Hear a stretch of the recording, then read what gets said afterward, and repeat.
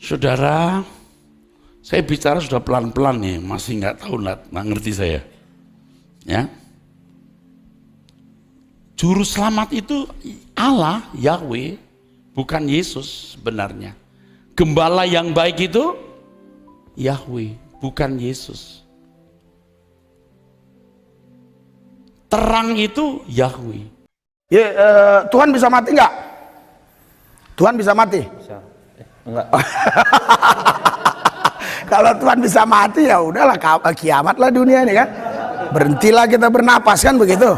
Tuhan bisa mati nggak? Enggak. Yesus Tuhan bukan? Yesus Tuhan atau bukan? Bukan. Oh bukan, oh udah parah lagi kalau ini. Jadi kalau Yesus bukan Tuhan, terus kamu menyembah siapa? Tuhan. Tuhan. Jadi Yesus bukan Tuhan.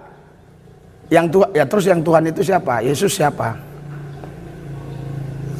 Ini lebih apa lagi nih? Silakan duduk dulu ya. Ya.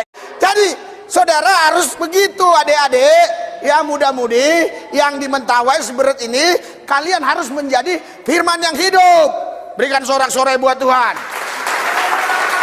Jangan berubah jadi mualaf ya.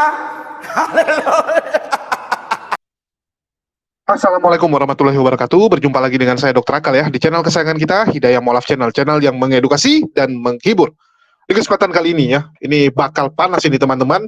Video ini tentu saja ya, kalian akan mendapati banyak teman-teman Kristen kita yang akan komplain nih di kolom komentar ya. Kalian akan baca bentar lagi, banyak sekali nih teman-teman kita dari sebelah yang memaki ya, memaki pendeta Erastus Sabdono tentunya. Dan ya doa-doa jangan saya pula yang dimaki ya. Karena di sini saya hanya memberitakan. Saya hanya memberitahukan pernyataan dari pendeta Erastus Sabdono ya. Pengajaran dari beliau saat sedang mengajari murid-muridnya ya. Jadi kita tahu pendeta Erastus Sabdono ini adalah seorang gembala senior. Seorang ya yang luar biasa dalam agama Kristen, memuridkan puluhan ribu orang, bahkan konon ya, sudah ratusan ribu murid dari pendeta Erastus Sabdono. Dia adalah pendiri dari GSKI Rehoboth. Ya, GSKI Rehoboth, pecahan dari GBI ini ya. Oke, di kesempatan ini kita akan membahas pernyataan Erastus mengenai apa? Nah, ini yang ngeri nih kawan-kawan. Ya, saya ngeri-ngeri sedap juga nih kalau ngomong beginian. Jadi pendeta Erastus Sabdono ini meluruskan kesalahpahaman yang selama ini ada ya, dan tertanam, terdoktrin di gereja dan teman-teman Kristen kita, di mana mereka ini percaya ya bahwa Yesus itu adalah juru selamat yang pertama, terus Yesus itu adalah terang dunia itu. Jadi mereka percaya bahwa Yesus juru selamat dan terang. Ternyata menurut pendeta Erastus Sabdono itu salah. Itu akibat percampuran filsafat dan orang-orang pagan ya, yang menjadi pemimpin di gereja dan juga tekanan dari pihak penguasa sehingga memasukkan doktrin tersebut. Dan itu salah besar sebenarnya. Pendeta Erastus mengajak orang-orang Kristen untuk kembali kepada ajaran asli. Ya, menurut dia ajaran asli, bukan menurut saya cuma sampaikan. Sekali lagi saya tegaskan, saya hanya menyampaikan ya, jangan ngamuknya ke saya. Jadi, dia mengajak teman-teman Kristen kembali ke ajaran yang benar. Ya, yaitu apa? Monoteisme. Monoteisme, karena sebenarnya kekristenan itu nggak pernah trinitas. Nggak pernah gitu. Yang benar monoteisme. Cuman karena ada campur tangan bla bla bla sekian ya. Nanti kalian dengar sendiri dari pendeta Erastus ya. Jadi dikatakan bahwa Yesus itu bukan juru selamat. Bukan terang dunia gitu kan. Ini kalian salah paham selama ini. Kalian yang berasumsi bahwa Yesus itu adalah terang dunia. Yesus itu adalah penjelmaan dari logos itu. Yesus itu adalah firman yang menjelma. Salah kawan-kawan. Jadi Yesus itu bukan firman yang menjelma jadi manusia. Karena dasar iman yang teman-teman pegang sekarang ya, dari kalangan Kristen, bahwa Yesus itu adalah firman yang menjelma menjadi manusia. Jadi salah menurut Erastus. Ya. Menurut Erastus, bukan saya ya. Jangan nanti komplainnya ke saya. Dan saya tampilkan ya, ini bentar lagi akan menjadi polemik ini. Saya berani jamin ini jadi polemik, bakal banyak yang ngamuk. Ya, ini dari channel Church ID, ya, channel langsung dari Pendeta Erastus Sabdono, GSKI Rehoboth, ya, di Kelapa Gading. Kalian bisa lihat, ini ya, Logos bagian 4, Pendeta Dr. Erastus Sabdono, 27 Juni 2023, jam 18.30, waktu Indonesia Barat ya. Nah, ini channelnya. Ya, kalian bisa lihat channel resmi Church ID, pelayanan media GSKI Rehoboth Kelapa Gading. Ya. Jadi bukan saya yang ngadi-ngadi ya, ini memang benar. Kalian bisa lihat juga, ya. Jadi memang ini channel dari beliau ya, dan linknya juga sudah kalian lihat ya, bahwa kita nggak sembarangan di sini, nggak boleh, kita bukan polemikus ya. Sedangkan kita jujur-jujur aja, kita sampaikan yang benar sesuai dengan fakta. Banyak sekali orang yang fitnah kita, banyak sekali orang yang ingin menjatuhkan kita dan ingin menutupi kebenaran. Kadang susahnya itu. Kita kalau menyampaikan kebenaran, banyak orang yang tidak suka. Banyak orang yang suka dengan kebohongan ya. Ya karena dia suka membohongi orang, jadi dia pengen orang-orang itu semua selalu hidup dalam kebohongan. Sehingga segala cara dilakukan untuk membungkam kita. Segala cara teman-teman, ngeri. Ya tapi inilah perjuangan ya, ini harga yang harus kita bayar dalam perjuangan ini, ya nggak apa-apa lah, mau gimana lagi. Oke, kita dengarkan dulu ya pernyataan dari Pendeta Erastus, dan bagi teman-teman harap simak baik-baik ya, kalau kurang jelas tinggal dimundurin saja, didengar ulang ya, biar jangan salah tangkap, terutama teman-teman dari pihak Kristen. Ini pengajaran bagus ya, bukan asumsi. Kalau yang lain mungkin banyakkan asumsi, ini dia menjelaskan dengan sangat baik, dan dia kasih ayat-ayat juga ya, dan dia jelaskan ayat tersebut, bahkan dari bahasa aslinya juga disebutkan. Ini aslinya seperti ini, bukan hanya terjemahan, tapi aslinya disebutkan. Oke, kita dengarkan dulu.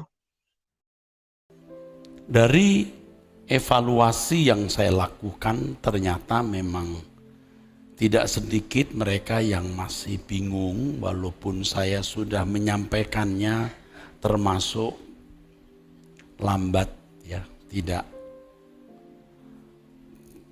kecepatannya tidak tinggi, tapi masih saja bingung, saudara. Jadi saya perlu sedikit mengulang apa yang perlu saya ulang, tetapi yang penting dari apa yang saya ulang itu ada kebenaran yang aplikatif, artinya mendorong kita melakukan sesuatu.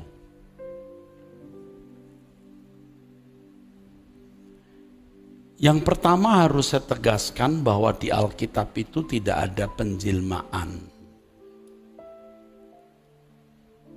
Penjelmaan itu artinya berubah dari suatu keadaan atau suatu identitas, lahir kembali atau muncul menjadi manusia atau suatu pribadi atau suatu bentuk lain. Bentuk lain dari aslinya. Nah, kesalahan banyak orang Kristen itu, saudara, ketika mereka berkeyakinan bahwa Yesus itu penjelmaan. Firman menjelma menjadi manusia. Firman itu bukan pribadi, saudara. Itu sabdanya Tuhan. Tidak mungkin menjelma menjadi manusia.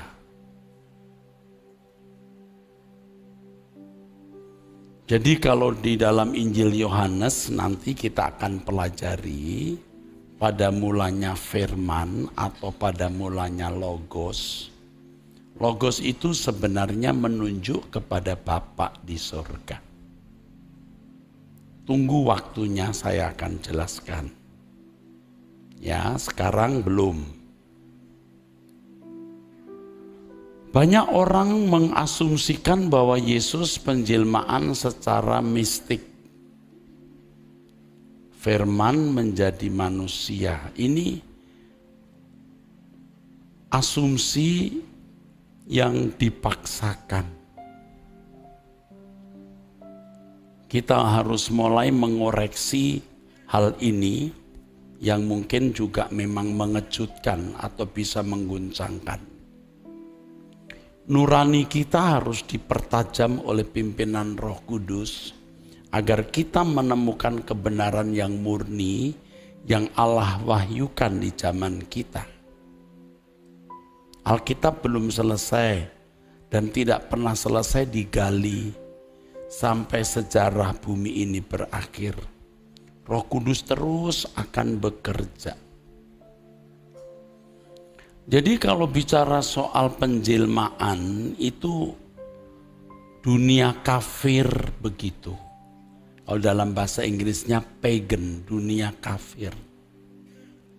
Kalau di pewayangan itu ada yang namanya titisan. Pernah dengar kata titisan?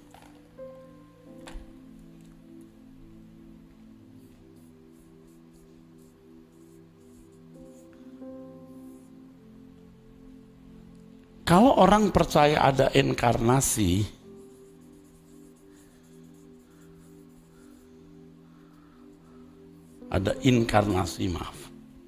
ini percaya ada titisan, jadi ada orang pernah hidup, mati, lalu masuk ke dalam diri seseorang, masuk dalam diri bayi, begitu. Inkarnasi. Makanya di masyarakat kita tahu ada orang-orang yang dipuja karena dianggap, diyakini itu inkarnasi. Nah, penjelmaan seperti ini di Alkitab tidak pernah ada. Di perjanjian lama tidak pernah ada, di tradisi Yahudi tidak pernah ada.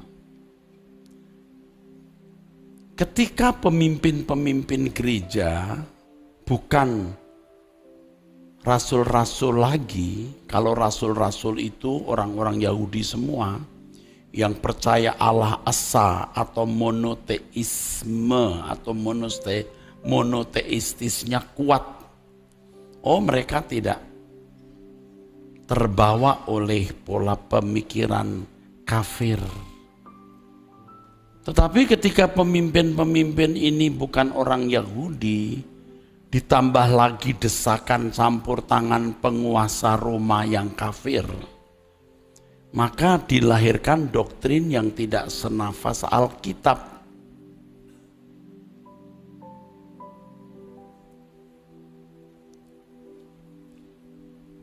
Hal ini terjadi pada konsili atau pertemuan pendeta-pendeta tahun 325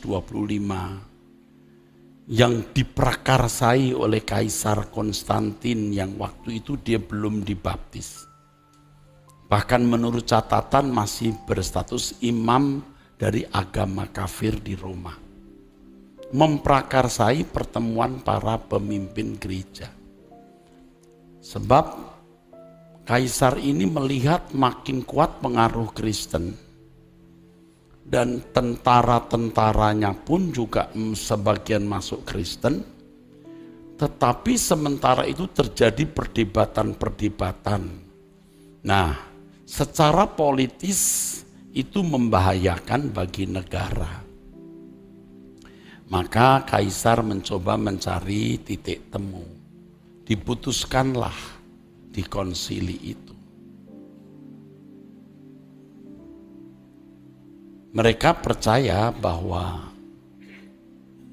Yesus itu penjelmaan dari Logos, dari firman. Dan itu terbangun sampai hari ini, saudara. Padahal kalau kita melihat Injil Matius, Markus, Lukas, tidak ada unsur penjelmaan ini, tidak ada. Yang ada Injil Yohanes. Itu pun bukan penjelmaan, maksud saya. Yang ada unsur yang bisa dianggap penjelmaan itu Injil Yohanes. Padahal maksud Injil Yohanes, saudara-saudara, itu bukan mau menjelaskan firman Allah menjelma jadi manusia, bukan begitu. Injil Yohanes mau menunjukkan bahwa yang bernilai tinggi itu bukan filsafat Yunani, tapi firman. Begitu, saudara. Nah, puji Tuhan, seperti yang saya singgung bahwa di dalam Injil Yohanes pasal 1 itu disinggung atau muncul nama Yohanes Pembaptis. Yohanes. Jadi ketika bicara mengenai logos atau firman, itu diselipkan, datanglah seorang yang diutus Allah namanya Yohanes. Ia datang sebagai saksi untuk memberi kesaksian tentang terang itu, supaya oleh Yohanes semua orang menjadi percaya. Menarik. Dan ternyata ada agenda Tuhan yang hebat di balik itu. Yohanes diutus oleh Allah untuk menjadi saksi tentang terang. Nah, pertanyaannya, siapa terang itu? Biasanya kita langsung berkata Yesus. Itu juga tidak tepat betul. Bukan berarti salah. Nanti dulu, tidak tepat betul. Bukan salah, tapi tidak tepat betul. Kok bisa? Ya, Yohanes pasal 1 ayat 6 dan 7, datanglah seorang yang diutus Allah namanya Yohanes. Ya.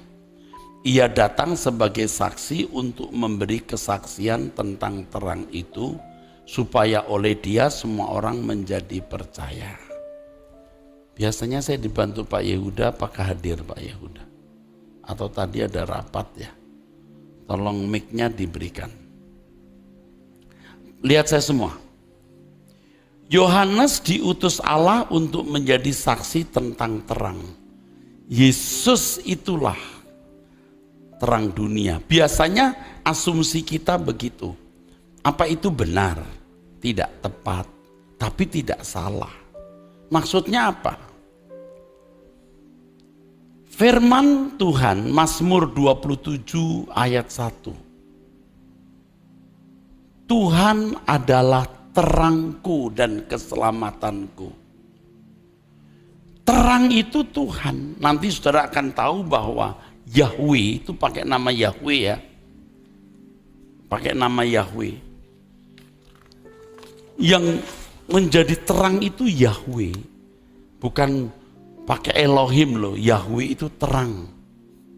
Terang dan keselamatanku, keselamatanku.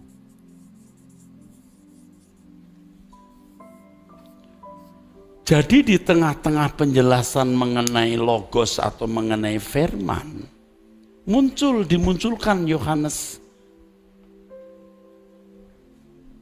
Yohanes berkata, aku bukan terang itu, aku menyaksikan. Coba baca yuk. Yohanes 1 ayat 6-7. Yohanes pasal yang pertama ayat yang ke-6 dan ayat yang ke-7. Datanglah seorang yang diutus Allah, namanya Yohanes. Ya, Yohanes diutus oleh Allah ya. Terus? Ia datang sebagai saksi untuk memberi kesaksian tentang terang itu. Tentang terang itu. Terus? Supaya oleh dia semua orang menjadi percaya. Nah, saudara pasti kaget kan, banyak orang Kristen terkejut. Kok terang itu bukan Yesus Pak? Yahweh itu terang. Mazmur pasal 27 ayat 1, kalimatnya begini. Yahweh atau Adonai Ori Veyishi. Or itu terang. Veyisi dari Yasa. Tuhan the Lord is my light and my salvation. Yang disaksikan Yohanes Pembaptis itu adalah terang. Dan terang itu dasarnya Yahweh sendiri. Yahweh sendiri yang sama dengan Logos. Nanti saya jelaskan ya di kemudian hari ya. Logos itu sebagai metonimnya. Maksudnya pengganti. Ya. Kalau saudara berkata, gembala senior, itu metonim saya. Beritahu saja ke gembala senior, bukan Pak Eras, GS. Nah, ada kan orang suka sebut saya itu GS. Ini GS. Ini urusannya GS nih. Nah, GS itu metonim saya. Kadang-kadang di masyarakat kan ada julukan-julukan yang negatif ya. Itu loh si cerewet. Nah, cerewet itu metonim. Kalau di rumah ada yang suka ribut, mana tuh si rese? Enggak ada. Nah, rese itu metonim. Logos itu metonim, saudara. Ya. Nah, saya ulangi ya, terang itu Yahweh. Terang itu Yahweh. Di dalam Matius pasal 4 ayat 16 dan 17, firman Tuhan mengatakan bangsa yang diam dalam kegelapan telah melihat terang yang besar. Dan bagi mereka yang diam di negeri yang dinaungi maut telah terbit terang. Sejak waktu itu Yesus memberitakan, bertobatlah sebab kerajaan surga sudah dekat. Apa yang disaksikan oleh Yohanes Pembaptis? Dia menyaksikan terang, terang itu Yahweh. Tetapi dilakukan oleh Yesus. Yang juga telah dinubuatkan dalam Yesaya pasal 9 ayat 2. Coba dibaca. Yesaya pasal 9 ayat yang kedua. Bangsa yang berjalan di dalam kegelapan telah melihat terang yang besar. Mereka yang diam di negeri kekelaman, atasnya terang telah bersinar. Saudara tahu terang itu Allah.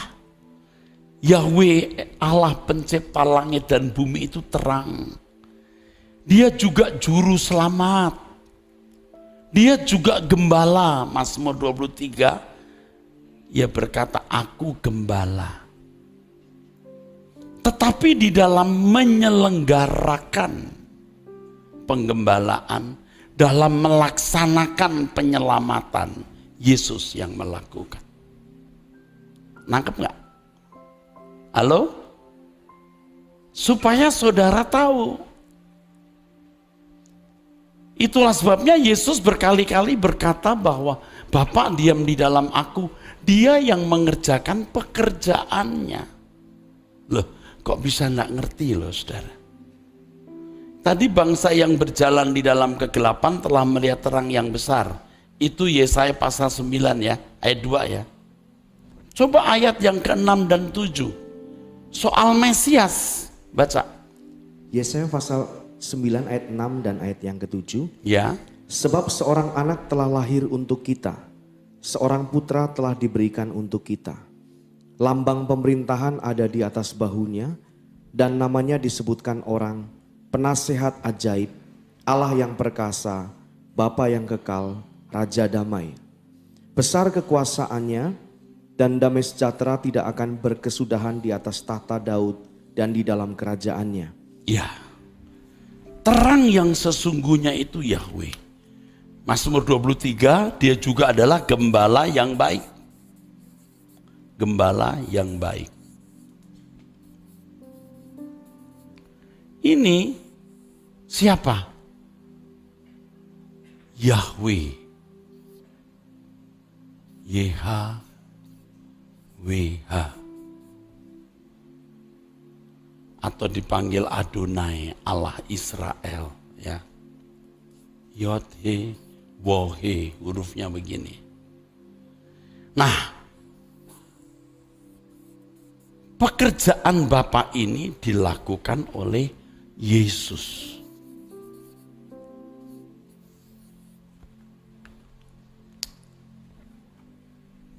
Yahwehlah terang, Yahwehlah keselamatan, juru selamat, Yahweh gembala yang baik.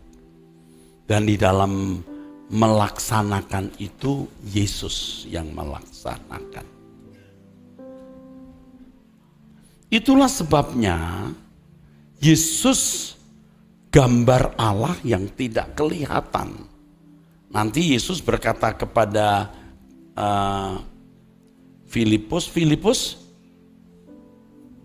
kamu nggak tahu. Kalau kamu lihat aku, kamu lihat Bapa. Yesus gambar Allah yang tidak kelihatan. Yang tidak kelihatan itu bukan Yesus, Allah yang tidak kelihatan. Lalu menampilkan diri dalam wajah atau diri Yesus.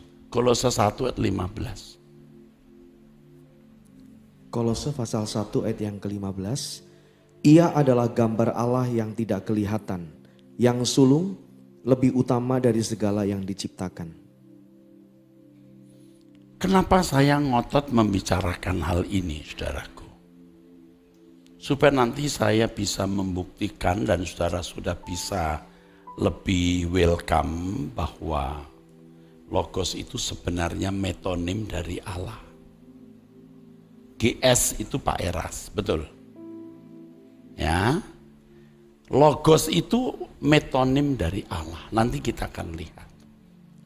Jadi kalau firman itu dikenakan di dalam diri Yesus, saudara, dia menjadi sang firman atau sang Logos.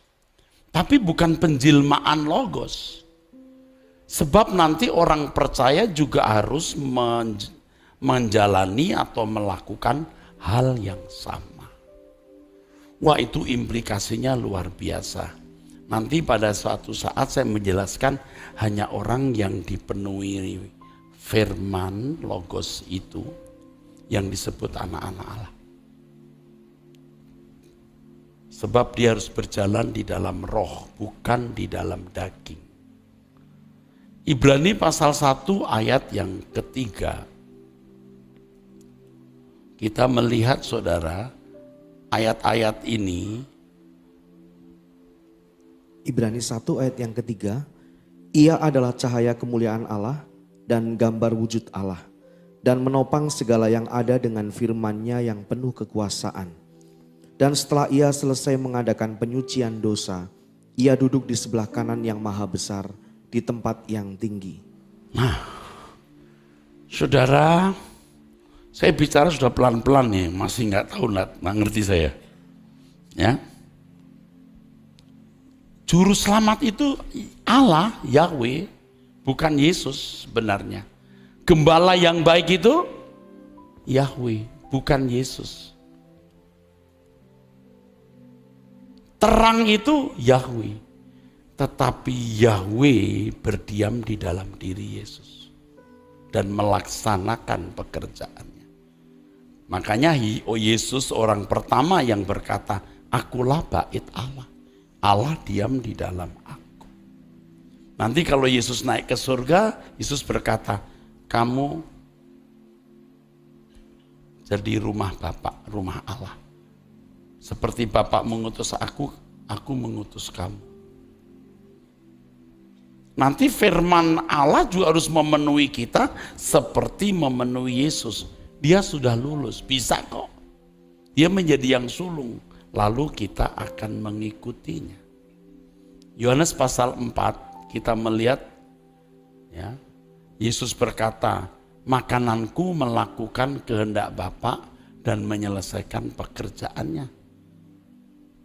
Dia hanya hidup untuk melakukan kehendak Bapa dan menyelesaikannya. Yohanes 14 kita baca, ayat 9 dan 10. Yohanes pasal 14 ayat yang ke-9 dan ayat 10. Kata Yesus kepadanya, "Telah sekian lama aku bersama-sama kamu, Filipus, namun engkau tidak mengenal aku. Barang siapa telah melihat aku, ia telah melihat Bapa. Bagaimana engkau berkata, tunjukkanlah Bapa itu kepada kami? Tidak percayakah engkau bahwa aku di dalam Bapa dan Bapa di dalam aku? Apa yang aku katakan kepadamu tidak aku katakan dari diriku sendiri." Tidak dari diriku sendiri. Jadi apa yang dikatakan itu firman, logosnya Allah. Dengar, yang dikatakan Yesus itu logosnya Allah. Amin. Jadi logos tidak menjelma menjadi Yesus. Logos milik Allah yang mendiami Yesus. Dan Yesus menyampaikan, mengutarakannya. Kita beri tepuk tangan untuk kebenaran ini. Jadi jangan saudara menganggap saya merendahkan Yesus. Tidak, sama sekali tidak. Kalimat yang terakhir tadi bagaimana itu? Apa yang aku katakan, ulangi. Apa yang aku katakan kepadamu tidak aku katakan dari diriku sendiri. Iya. Tetapi Bapa yang diam di dalam aku. Iya. Dialah yang melakukan pekerjaan. Iya, karena dia bukan jelmaannya logos. Logos itu milik Allah, tidak terpisah dari Allah. Supaya kita juga bisa nantinya melakukan apa yang Yesus lakukan. Dipenuhi logos. Makanya Yesus berkata kepada murid-muridnya, kalau kamu dibawa ke penguasa-penguasa, kamu jangan takut mau ngomong apa. Roh Bapakmu akan mengucapkan, akan memberi perkataan. Ya, teman-teman sudah dengarkan ya. Jadi tidak pernah di Alkitab itu dijelaskan ada penjelmaan jadi manusia. Di Alkitab itu tidak ada penjelmaan seperti itu. Itu adalah kesalahan, ya, kesalahan yang sangat fatal yang membuat teman-teman kita dari pihak Kristen itu terdoktrin seperti itu. Itulah kenapa kalau kita lihat ya, Kristen, Yahudi, Islam, itu sumbernya sama. Dari Abraham ya, atau yang lebih dikenal sebagai agama Abrahami, di mana Yahudi dan Islam itu monoteisme, ya, monoteisme, sedangkan Kristen kok tiba-tiba Trinitas, beda sendiri. Padahal kalau lihat rentang sejarahnya dia di tengah. Jadi Yahudi monoteisme, Trinitas, monoteisme lagi. Ini gimana gitu kan? Nah, inilah yang selalu menjadi perdebatan, dan menurut pendeta Erastus Sabdono bahwa Allah itu, ya Allah itu esa, nggak pernah ya yang aneh-aneh. Jadi banyak kesalahan yang terjadi di mana teman-teman Kristen itu didoktrin berpikir bahwa Yesus itu adalah penjelmaan dari firman. Sedangkan menurut pendeta Erastus tidak mungkin firman menjadi manusia. Ya tidak mungkin. Jadi firman itu adalah logos itu sendiri, cahaya itu sendiri yang merupakan Bapa di surga. Ya. Jadi teman-teman sudah dengar sendiri aja lah, nggak perlu saya ulangi. Terus dikatakan bahwa kalau orang ya, percaya ada yang namanya inkarnasi, itu artinya kalian percaya dengan yang namanya titisan. Dan itu adalah konsep dari orang-orang kafir, orang-orang pagan. Itu konsepnya orang pagan, inkarnasi. Oh, dewa ini turun berinkarnasi menjadi manusia. Itu konsepnya pagan. Sekali lagi menurut Erastus ya, bukan saya. Ya, kalau menurut saya nanti lain cerita, bahaya. Jadi di sini kita cuma menyampaikan. Terus dikatakan di Perjanjian Lama dan juga tradisi orang Yahudi tidak pernah ya, ada konsep seperti ini. Barulah ya, kita bisa lihat konsep ini terjadi lantaran apa? Lantaran ya, pemimpin-pemimpin gereja itu tidak lagi dipegang oleh orang-orang Yahudi. Karena orang Yahudi itu nggak mungkin mau menggunakan doktrin di luar monoteisme, di luar Allah itu esa. nggak mungkin. Ya, jadi gara-gara adanya tekanan dari politik saat itu ya, Romawi sebagai pemerintah, dan juga banyak pemimpin gereja saat itu berasal dari orang-orang non-Yahudi, yang jelas-jelas mungkin juga pindahan dari agama lain, pindahan dari pagan, ataupun ya mereka sering mendengar tentang filsafat-filsafat. Karena saat itu filsafat itu bukan hanya sekedar agama, tapi kehidupan banyak ya filsafat-filsafat. Anda mau ngobrol sama orang juga kadang-kadang pakai puisi kan begitu. Jadi filsafat-filsafat itu nyangkut dan membuat warna kekristenan saat itu berubah. Maka keluarlah doktrin yang tidak senafas dengan Alkitab. Ya, karena terbawa oleh pola pikir orang-orang kafir kan gitu. Nah, itu yang ngomong Erastus sekali lagi ya. Saya cuman ulang. Jadi karena hasil konsili lah. Ya, karena hasil konsili lah dikatakan bahwa Yesus adalah penjelmaan dari Logos. Padahal tidak.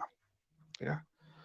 Ini sekaligus menjelaskan ya bahwa apa yang selama ini kita diskusikan, apa yang kita debatkan, dan juga ya, yang disampaikan oleh para pendebat Muslim bahwa teman-teman kita Kristen sekarang itu bukanlah pengikut Yesus. Mereka bukan pengikut Yesus, tapi mereka pengikut dari bapak-bapak gereja yang melahirkan doktrin-doktrin seperti yang dianut mereka sekarang. Ya, jadi apa yang disampaikan pendebat Muslim artinya benar kalau kita mengacu kepada pernyataan Erastus. Ya, kalau ikut Erastus artinya yang selama ini kita bilang, oh kalian ini bukan pengikut Yesus, kalian ini pagan jadinya, kalian ini ya pengikut bapak-bapak gereja, kalian terdoktrin dan sebagainya. Artinya benar. Yang selama ini kita sampaikan itu benar gitu. Kalau mengacu ke pernyataan Erastus. Jadi pendeta Erastus mengakui bahwa apa yang kita katakan kepada mereka selama ini ya, itu bukan tuduhan, tapi kebenaran. Memang terjadi sinkretisme antara pagan dan ajaran asli dari Yesus. Menurut Erastus, sekali lagi ya, harus dipertegas ini, menurut Erastus Sabdono, bukan menurut saya.